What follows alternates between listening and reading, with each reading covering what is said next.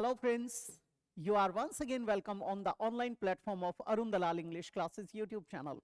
And today we are going to shift on our next exercise based on vocabulary. ये जो vocab series चल रही है इसके अंदर हम आज डिस्कस करने जा रहे हैं आपके एंटोनिम्स को। और एंटोनिम्स भी कौन से वाले हैं बेटा? जो प्रैक्टिस सेट्स हैं वो हैं। अभी प्रीवियस ईयर क्वेश्चंस नहीं उठा रहा हूं, किसको लेकर चल रहा हूं? आपके प्रैक्टिस सेट्स को, ताकि आपकी अच्छी प्रैक्टिस हो जाए, एक अच्छा बेस तैयार हो जाए, फिर प्रीवियस ईयर क्वेश्चंस में आप नेचुरली अपने आप ही उन्हें अटेम्प्ट कर सके। तो देखते हैं अपने 7th प्रैक्टिस सेट को। पहला, फ्रेजाइल। फ्रेजाइल क्या होता है? इसको कहते हैं बेटे भंगुर। ये भंगुर क्या होता है? भंगुर का मतलब होता है जो आसानी से गिर जाता है, उसको हम क्या कहते हैं? फ्रेजाइल कहते हैं। इजीली ब्रोकन और damaged, that is known as fragile. ठीक है। एक होता है बेटे ब्रिटल। ब्रिटल कौन सा होता है? जो hard but liable to be easily broken. जैसे मान लीजिए ये कांच का बना हुआ है, मैंने ये फर्श पे गिराया, टकराते ही ये चकनाचूर हो जाएगा। ये हार्ड है लेकिन इजीली टूट जाएगा और खंडित हो जाएगा, इसको क्या कहते हैं? ब्रिटल। अगर हम इसके सिनोनिम की बात करें तो ब्रिटल बन जाएगा बेटे, ब्रिटल बन जाएगा। लेकिन हमें तो एंटोनिम चाहिए है, तो ब्रिटल गलत हो गया। ब्रिटल में क्या आता है? मैंने बताया हार्ड है लेकिन वो क्या है? ब्रेकेबल है।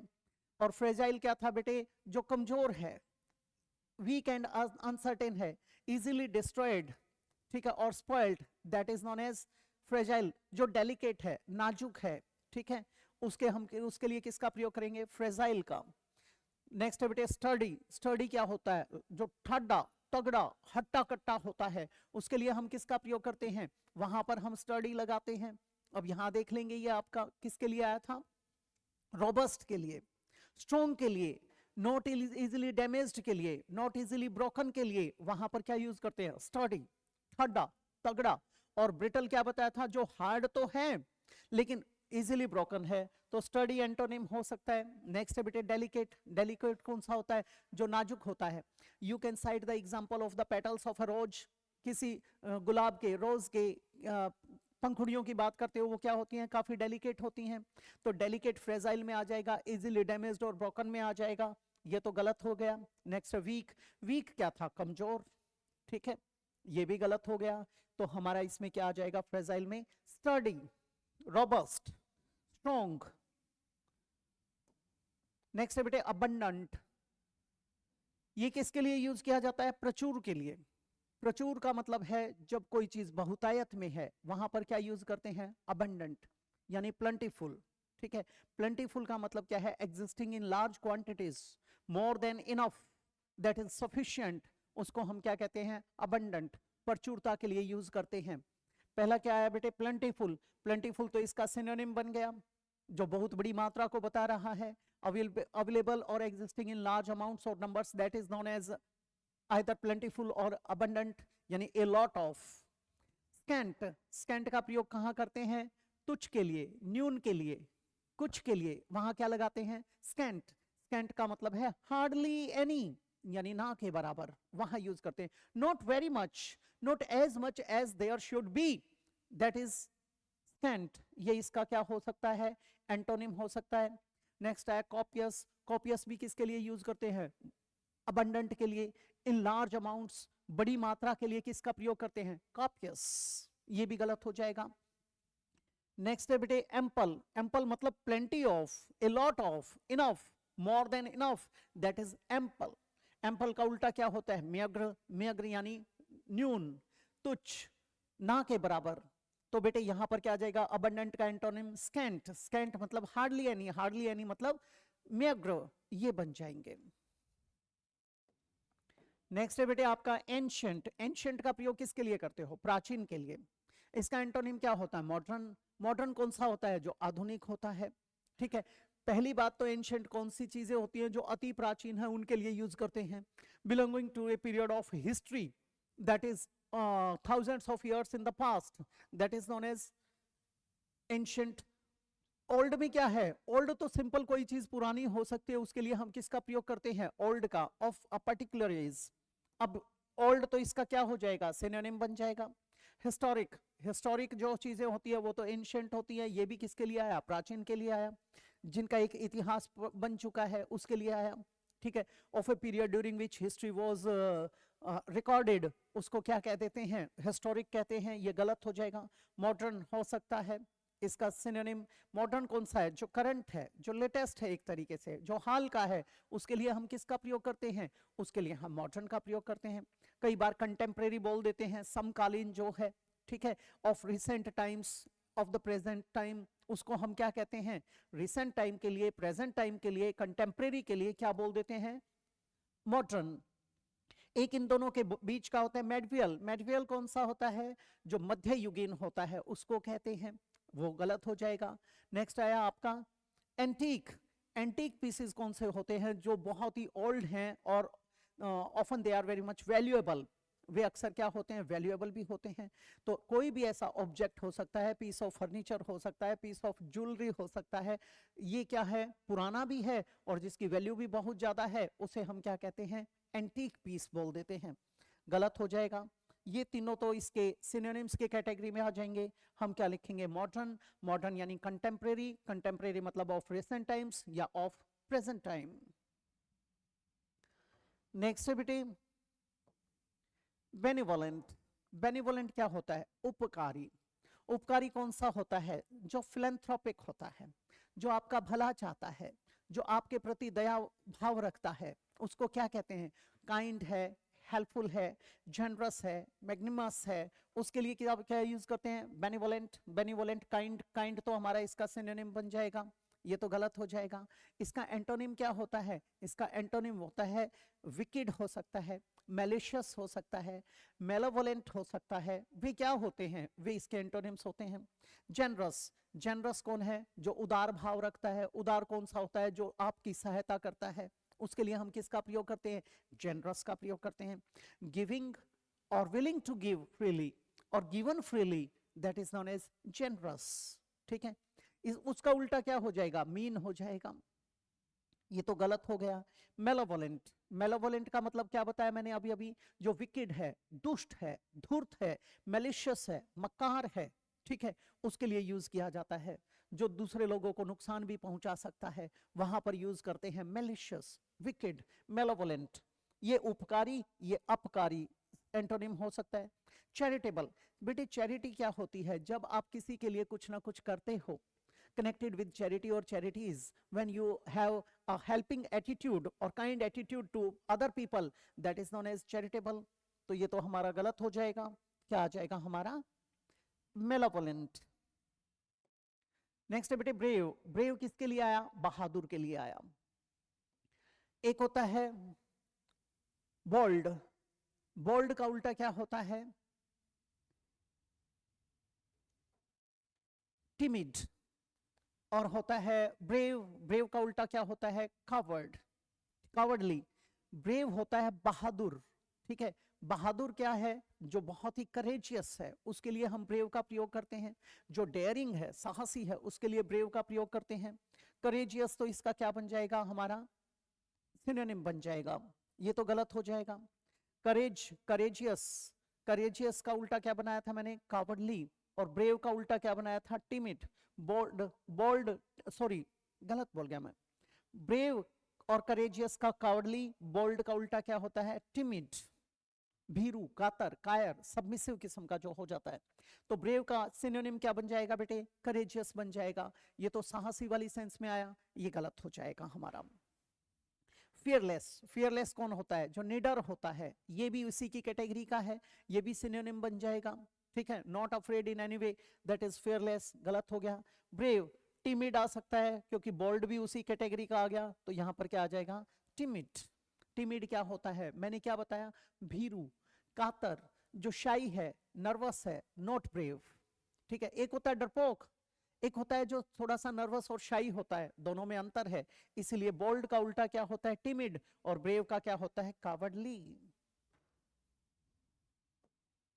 नेक्स्ट है बेटे आपका कॉम्प्लिकेटेड, कॉम्प्लिकेटेड किसके लिए आया, जटिल के लिए आया। ठीक है। जटिल कौन सा होता है? जो कॉम्प्लेक्स किस्म का है, जो उलझा हुआ है, उसको हम क्या कहते हैं? कॉम्प्लिकेटेड। कई बार आप क्या कहते हैं? लाइफ बड़ी कॉम्प्लिकेटेड हो गई है यार, काफी प्रॉब्लम्स आ गई हैं उसके अंदर, डिफिकल्ट सिचुएशंस आ गई हैं। इंट्रिकेट, इंट्रिकेट होता है वेरी कॉम्प्लेक्स, वेरी कॉम्प्लिकेटेड, उसे क्या कहते हैं? उसे कहते हैं बेटा intricate, having a lot of different parts and small details that fit together. Integrate patterns जो होते हैं आपके, ठीक है, बहुत सारे मल्टीपल पैटर्न्स हैं जो एक दूसरे के साथ इंटरवोवन हैं, उलझे हुए हैं, उसके लिए गलत हो जाएगा। सिंपल, ये इसका एंटोनिम हो सकता है हमारा, जो बिल्कुल साफ सुथरा है, सरल है। कॉम्प्लेक्स, ये भी क्या था? उलझा हुआ, इसका सिनोनिम बन जाएगा, गलत हो गया। कॉन्वोल्यूटेड, कॉन्वोल्यूटेड ये तो बिल्कुल अल्टीमेट एक्सटेंट पे लेकर चला जाता है आपके कॉम्प्लेक्सिटी को, extremely complicated and difficult to follow, that is convoluted. ये तो बिल्कुल गलत हो जाएगा। क्या आ जाएगा बेटे? सिंपल। नेक्स्ट है optimistic. Optimistic is the person who looks at the bright side of things, जो चीजों में कहां देखता है? आशावाद देखता है, जिसमें हमेशा पॉजिटिविटी देखता है, उसको क्या कहते हैं? ऑप्टिमिस्टिक कहते हैं बेटे, ठीक है। पॉजिटिव है, expecting good things to happen, that person is known as optimistic. ये एडजेक्टिव है आपका। होपफुल, होपफुल तो इसका सिनोनिम बन जाएगा, गलत हो गया। पॉजिटिव, पॉजिटिव भी क्या है? इसका सिनोनिम है, गलत हो गया। पैसिमिस्टिक, पैसिमिस्टिक यानी निराशावादी, one who looks at the dark side of things, that person is known as, that is pessimistic. ये एडजेक्टिव है। पैसिमिस्ट बना देते तो पर्सन बन जाता, पैसिमिस्टिक है तो एडजेक्टिव हो गया। ऑप्टिमिस्ट होते तो व्यक्ति बन जाता, ऑप्टिमिस्टिक हो गया तो एडजेक्टिव बन गया। So expecting bad things to happen और something not to be successful, ठीक है, showing this is known as pessimistic. तो ऑप्टिमिस्टिक का पैसिमिस्टिक हो सकता है। कॉन्फिडेंट, कॉन्फिडेंट क्या है? जिसके अंदर पूरी तरह से आत्मविश्वास भरा हुआ है, उसके लिए हम किसका प्रयोग करते हैं? कॉन्फिडेंट का प्रयोग करते हैं। Feeling sure about your own ability to do things and be successful, that is confident, गलत हो जाएगा। क्या आ जाएगा?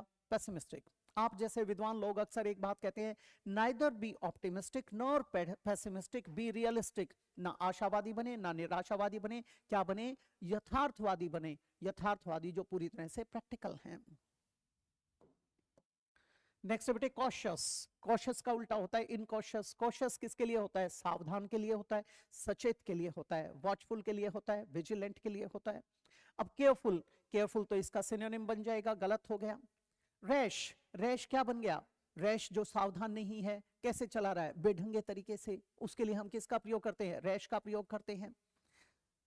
ये एंटोनिम हो सकता है प्रूडेंट। प्रूडेंट किसके लिए होता है? आपके सेंसिबिलिटी के लिए होता है, आपके जुडिशियसनेस के लिए होता है, सहज बोध के लिए, विवेकशीलता के लिए किसका प्रयोग करते हैं? प्रूडेंट का प्रयोग करते हैं। यानी sensible and careful when you make judgments and decisions, उस अवस्था को क्या कहते हैं? प्रूडेंट।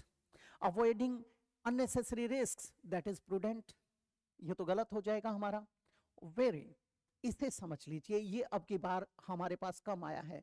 कॉशियस के लिए वेरी का प्रयोग भी किया जाता है, ठीक है। वेरी, वेरी के एक होता है WEARY, वेरी, वो टायर्डनेस को शो करता है। और ये वेरी क्या होता है बेटे? Careful when dealing with somebody और something, because you think that there may be a danger और प्रॉब्लम, तो वहां पर क्या यूज करते हैं? वेरी। ये गलत हो जाएगा हमारा। क्या आ जाएगा? रैश, इसका एंटोनिम। नेक्स्ट है बेटे यूनिक। यूनिक यानी अद्वितीय। अद्वितीय कौन सा होता है? जिसके समान कोई और दूसरा नहीं होता, उसको हम क्या कहते हैं? उसको हम कहते हैं यूनिक, ठीक है। Being the only one of its kind, that is unique, जो अपने आप में एक ही होता है। कॉमन, बेटे यूनिक का उल्टा कॉमन हो सकता है। कॉमन यानी ये तो हर जगह पे ये चीजें पाई जाती हैं, कॉमन है, उसके लिए यूज कर देते हैं। हैपनिंग ऑफन वाली सेंस में, प्रेजेंट एवरीवेयर वाली सेंस में क्या यूज कर दिया जाता है? कॉमन यूज कर दिया जाता है, हो सकता है। रेयर, रेयर होता है दुर्लभ, जो आसानी से सुलभ नहीं होता, उसके लिए हम क्या यूज करते हैं? रेयर, जो आसानी से कहीं भी नहीं दिखा जाता। Not done, seen, happening etcetera, very often, that is known as rare, गलत हो जाएगा। सिनोनिम आ गया। सिंगुलर, यूनिक है, सिंगुलर है यानी सिंगल है, एक है अपनी तरह का, वैसा कोई दूसरा है ही नहीं, तो ये आउटस्टैंडिंग वाली सेंस, ये आउटस्टैंडिंग वाली सेंस में आ जाता है, ये भी गलत हो गया। अनयूजुअल, यूजुअल जो अक्सर चीजें होती हैं, अनयूजुअल जो असाधारण तरीके से मिलती हैं, अनकॉमन है। Different from what is normal और यूजुअल, उसके लिए हम क्या यूज करते हैं? अनयूजुअल, यानी अनकॉमन, ये गलत हो गया। क्या आ जाएगा हमारा यूनिक का? कॉमन। नेक्स्ट है बेटे डिफिकल्ट। डिफिकल्ट कौन सा होता है? जो कठिन है, दुष्कर है, उसके लिए हम किसका यूज करते हैं? डिफिकल्ट का। कई बार आप कहते हैं ये काफी कठिन है। कठिन है तो इसका मतलब उसमें परेशानी महसूस हो रही है, इजी नहीं है वो, जिसमें एफर्ट की जरूरत पड़ती है, स्किल की जरूरत पड़ती है, वो क्या है? वो डिफिकल्ट है। हार्ड, हार्ड तो इसका सिनोनिम हो जाएगा कठिन के लिए, गलत हो गया। इजी, इजी हो सकता है सरल वाली सेंस में, जिसमें हमें कोई मशक्कत नहीं करनी पड़ती, वो क्या है? Easy, not difficult. ठीक है, डन और obtain without a lot of effort और without any problem, that is known as easy, ये इसका एंटोनिम हो सकता है। आर्डस, ये आपके किसके लिए यूज किया जाता है? Involving A lot of effort and energy, उसको क्या कहते हैं? आर्डियस। ठीक है, जिसके अंदर एफर्ट चाहिए, जिसके अंदर एनर्जी चाहिए और काफी लंबा समय भी लग जाता है जिसके अंदर, उसको क्या कहते हैं? आर्टिस। ये हमारा गलत हो जाएगा। नेक्स्ट चैलेंजिंग, चुनौती भरा, जिसके अंदर बहुत सारी ऑब्स्टिकल्स आ जाती हैं, थ्रेट्स आ जाती हैं, जिसके अंदर हमें अलग अलग प्रकार की डिफिकल्टीज का सामना करना पड़ता है, वो क्या है बेटे? चैलेंजिंग। ये भी गलत हो जाएगा, तो हम किस को ले लेंगे बेटा? आपके इजी को। ये थी एक्सरसाइज आपकी आज के लिए। अगली एक्सरसाइज में आपसे फिर से भेंट होगी इसी प्रकार के या किन्हीं अन्य प्रकार के टॉपिक्स के साथ। तो मिलते हैं अगली क्लास में। नमस्कार दोस्तों।